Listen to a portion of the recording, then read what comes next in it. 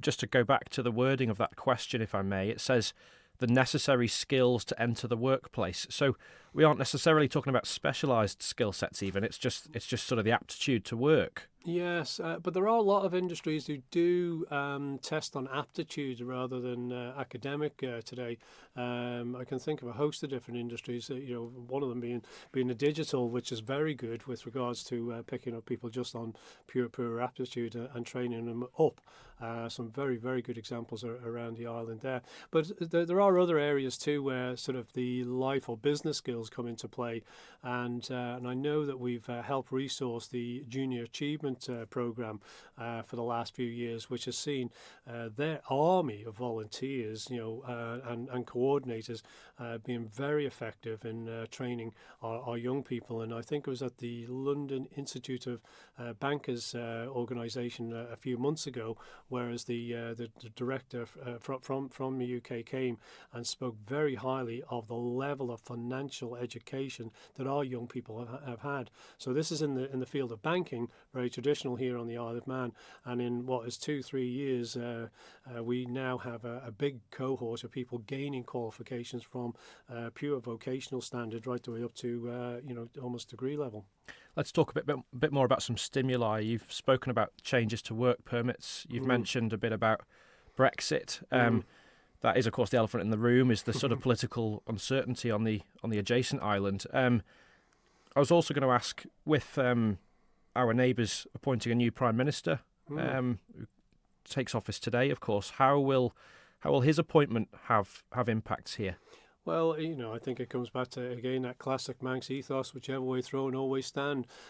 We've done a number of reports on the various different levels of hard Brexit, soft Brexit, etc.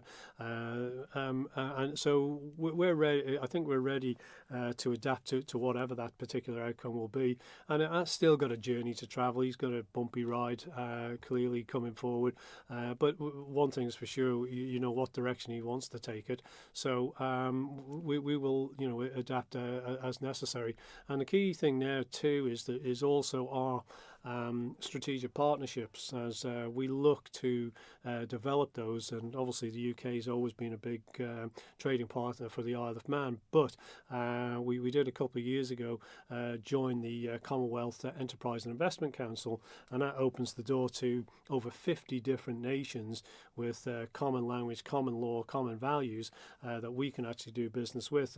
And one of our tasks within the department is how do we develop a country strategy building on that, and we're working on a few initiatives at the moment where we'll be able to exploit that come whatever with regards to Brexit. So we're looking at the world in a very much global goggles.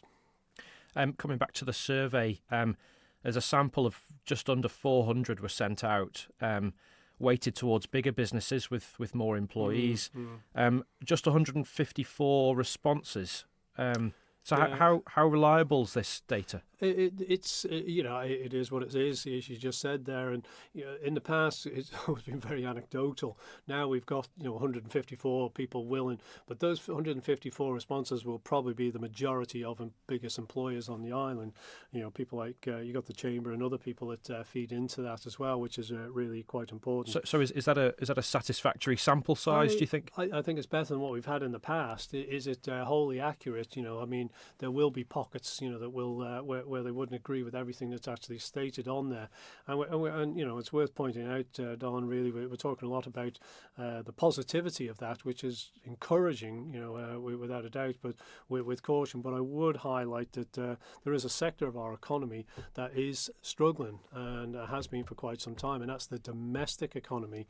So when we think of retail, we think of hospitality and the hotels, and of course that brought into sharp focus, if we look down on the promenade at the moment, that are going through a very painstaking, arduous journey to that they're struggling in a major way. So we do have to bear that in mind, as we take this survey in the round.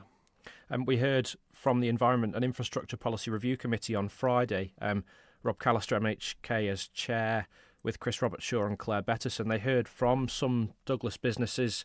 There's a call for more of a sort of cross-governmental approach to tackling the promenade, Mm. which will almost inevitably involve enterprise, of course. Yeah. What discussions have you had on that front, and what sort of role could enterprise play? Well, we were invited by Department of Infrastructure to get involved, and clearly we have some viaries to potentially help, and we're investigating those as we speak. We've had our team down talking to those businesses to understand what this actual impact is.